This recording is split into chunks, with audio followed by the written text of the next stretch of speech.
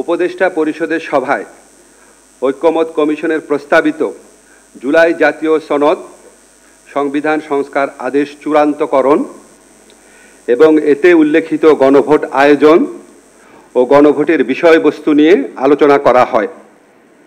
সভায় লক্ষ্য করা হয় যে ঐক্যমত কমিশনে দীর্ঘদিন আলোচনার পরও কয়েকটি সংস্কারের সুপারিশ বিষয়ে ভিন্নমত রয়েছে।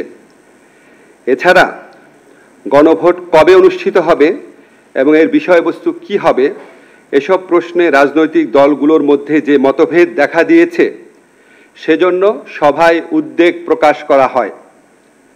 এই প্রেক্ষিতে গণভোটের সময় কখন হবে, মানে গণভোট কবে অনুষ্ঠিত হবে, গণভোটের বিষয়বস্তু কি হবে, জুলাই সনদে বর্ণিত ভিন্নমতগুলো প্রসঙ্গে কি পদক্ষেপ নেওয়া হবে তা নিয়ে ঐক্যমত কমিশনের প্রস্তাবগুলোর আলোকে জরুরি ভিত্তিতে চূড়ান্ত সিদ্ধান্ত গ্রহণ করা প্রয়োজন বলে সভা অভিমত ব্যক্ত করে। এসব ক্ষেত্রে ফ্যাসিবাদ বিরোধী আন্দোলনের দীর্ঘদিনের মিত্র রাজনৈতিক দলগুলোকে স্বীয় উদ্যোগে নিজেদের মধ্যে আলাপ আলোচনা করে সম্ভাব্য দ্রুততম সময়ে, সম্ভব হলে আগামী এক সপ্তাহের মধ্যে সরকারকে ঐক্যবদ্ধ দিক নির্দেশনা প্রদান করার আহ্বান জানানো হয়।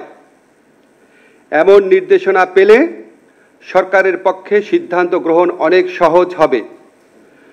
বর্তমান পরিস্থিতিতে কালক্ষেপণের যে কোনো সুযোগ নাই সেটাও আমাদের সবার বিবেচনায় রাখা প্রয়োজন।